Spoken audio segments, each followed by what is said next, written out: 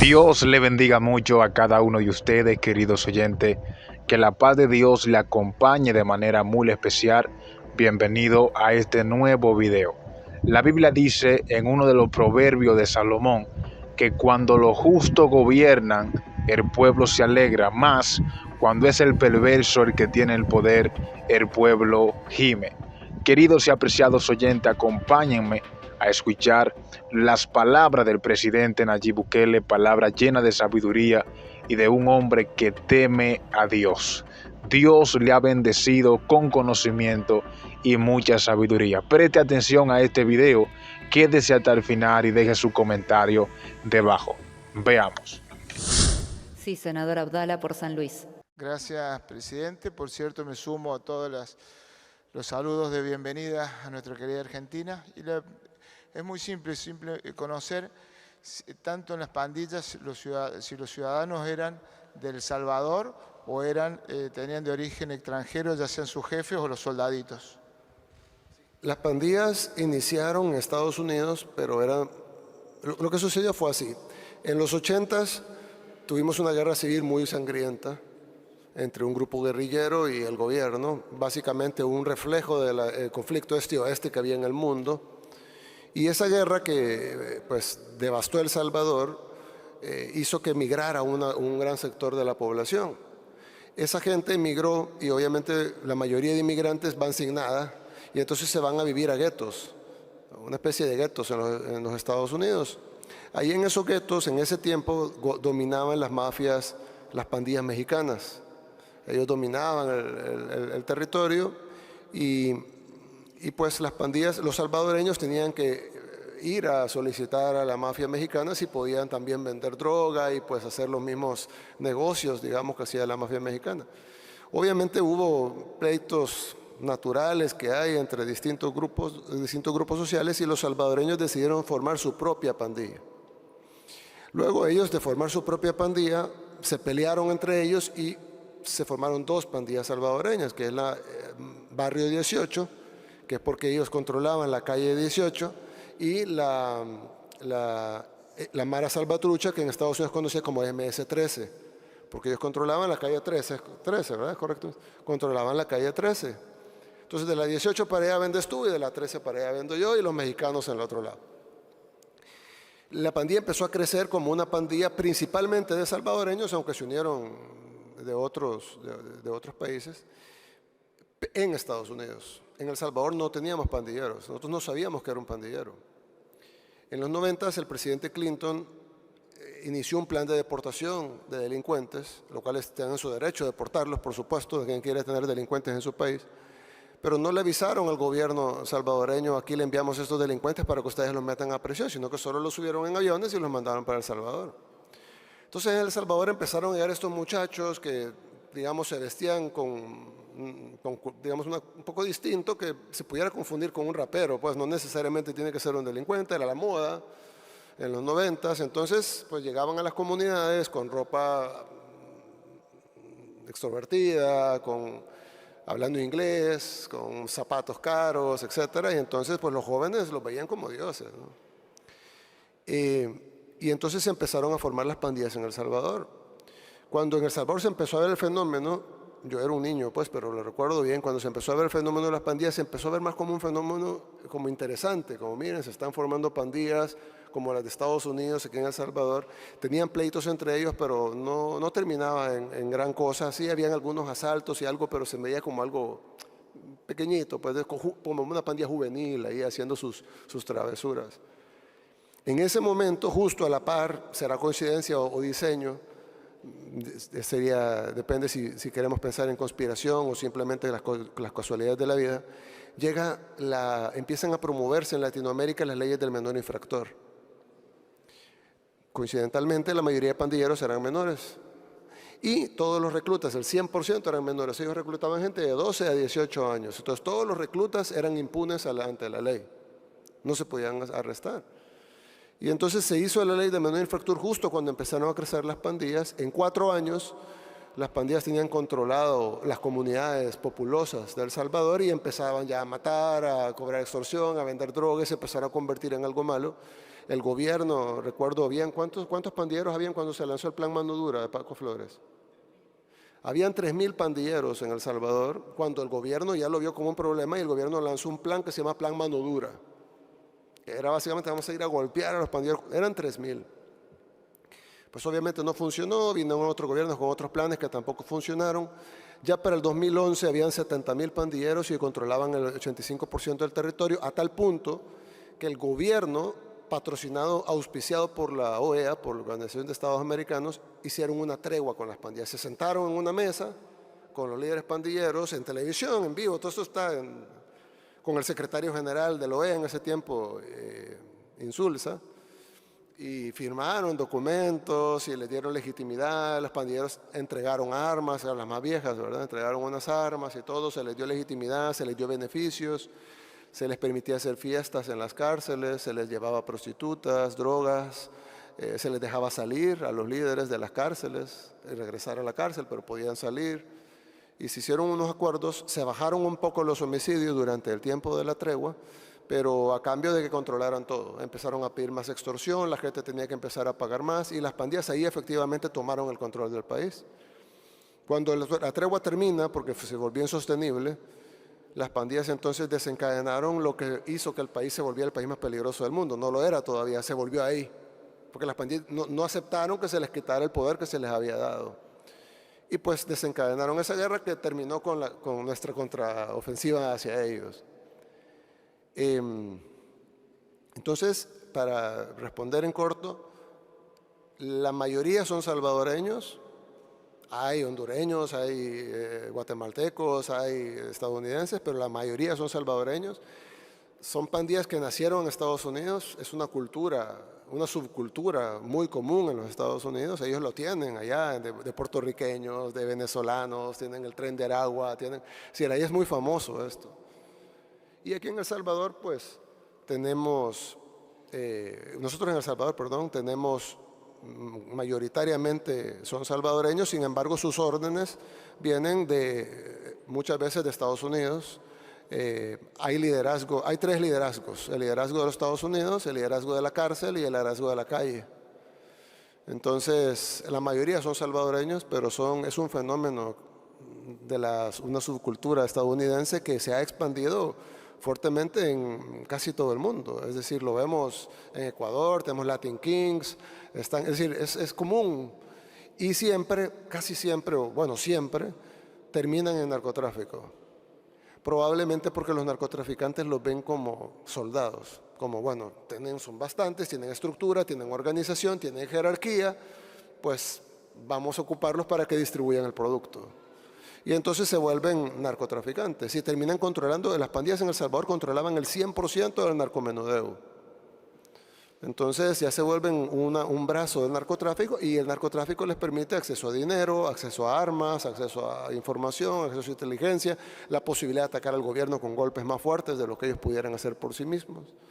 Entonces, en nuestro caso, son salvadoreños, pero el fenómeno viene de una subcultura de Estados Unidos que se ha desplegado por lo menos Europa y las Américas. Presidente Bukele, le va a hacer la última pregunta al senador Espínola y ya luego tienen que continuar su visita con la Cámara de Diputados, pero le estamos muy agradecidos por todas las explicaciones y por el tiempo que le ha dispensado a la Cámara de Senadores.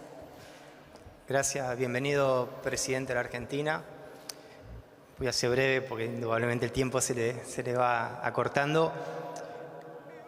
Usted habló de los incentivos, ¿no es cierto? Habló de su plan y sus etapas que tenía para poder concretar este objetivo, este problema que tenían de inseguridad que la sociedad reclamaba y tuvo todo el apoyo. ¿Cuáles son los pasos siguientes que usted tiene como plan de gobierno? Logró ese objetivo que no era fácil y había que tomar la decisión y había que avanzar para terminar con el tema de las pandillas. Pero ahora viene otra etapa difícil, me imagino, ¿no? Tiene un incentivo que está claro, los jóvenes no van a querer ser más pandilleros porque van a terminar presos. Es un incentivo que no lo tienen que hacer porque terminan presos. Pero falta el incentivo positivo, cómo se insertan, cómo cómo avanza, cómo piensa en esta nueva etapa que tiene como presidente para que su país y esos sectores que todavía faltan insertarlo tengan el mejor camino para un mejor futuro.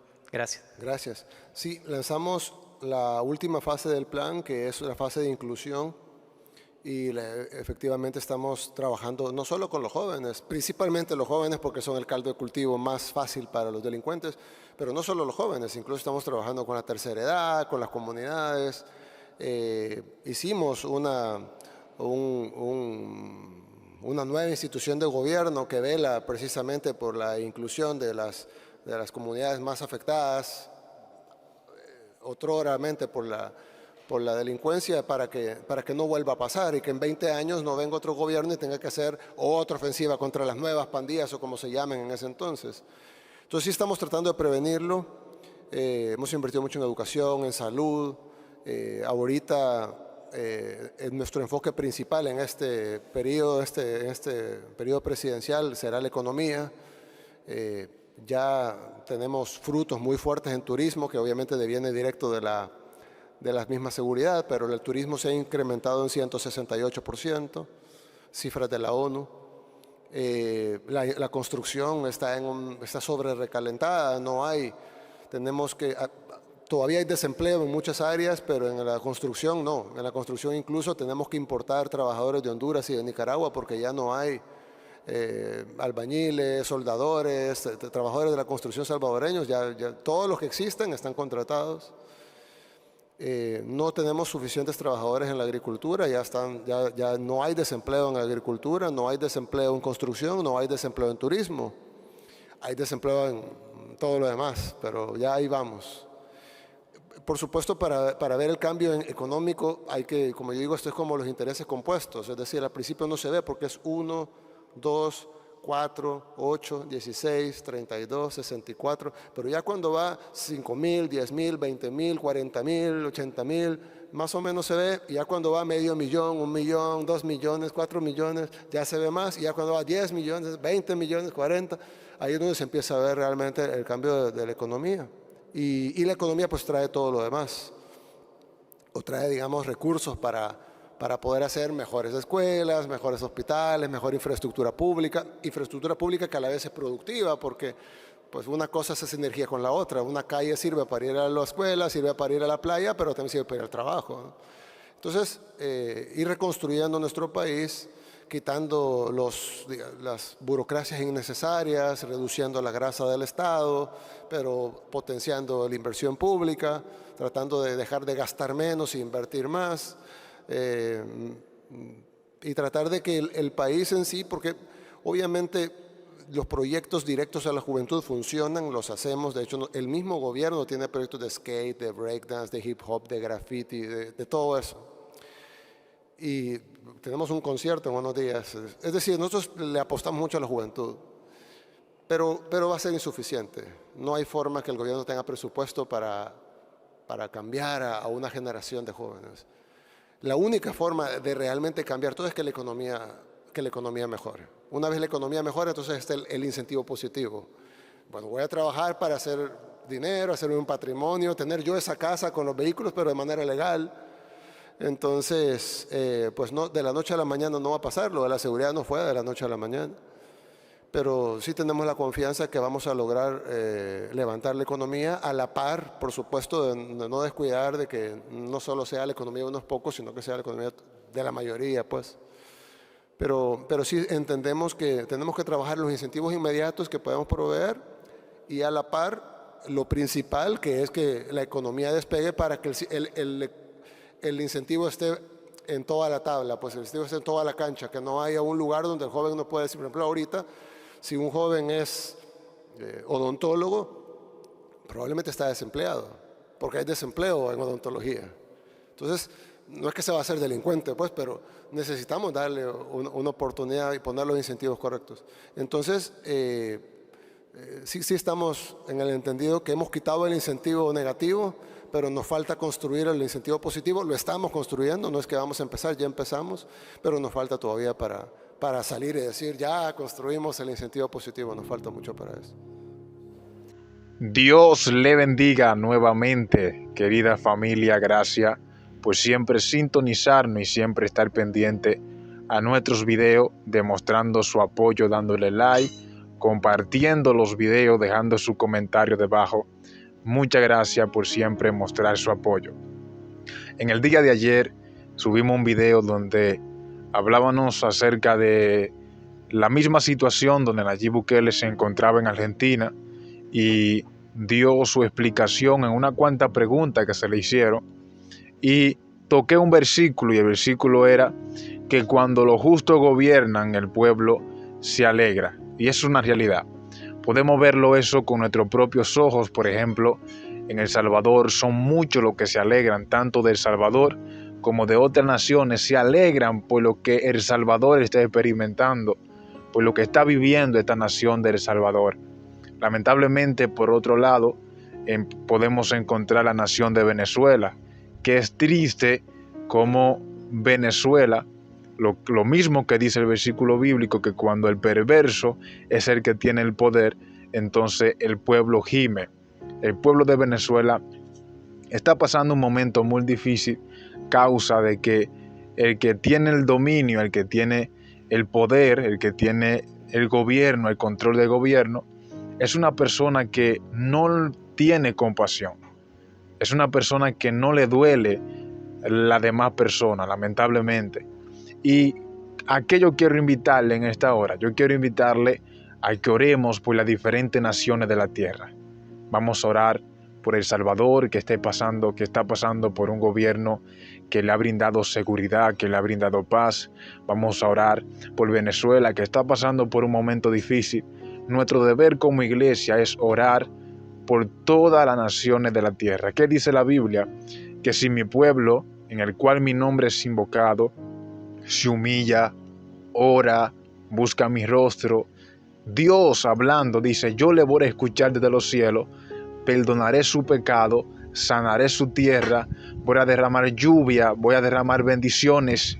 Pero eso es cuando hay un arrepentimiento, cuando la iglesia que cree en Dios decide humillarse y decide clamarle a Dios por su nación. Y no solamente la iglesia, sino que esas personas que quizás no están dentro de una iglesia siempre se humillan y dicen: necesitamos buscar de Dios, necesitamos acercarnos a Dios, necesitamos buscar la presencia de Dios. Así que vamos a orar por cada nación de la tierra. Vamos a orar por Israel, el pueblo escogido por Dios, un pueblo que Dios lo escogió y le dijo: te tomé de los confines de la tierra, de lejana tierra te llamé, te puse nombre, tú eres mi hijo. Israel es el pueblo de Dios escogido. Sabemos que Dios ha guardado a Israel y que siempre va a seguir guardando esta nación. Por lo tanto, vamos a orar por Israel, por todas las naciones de la tierra.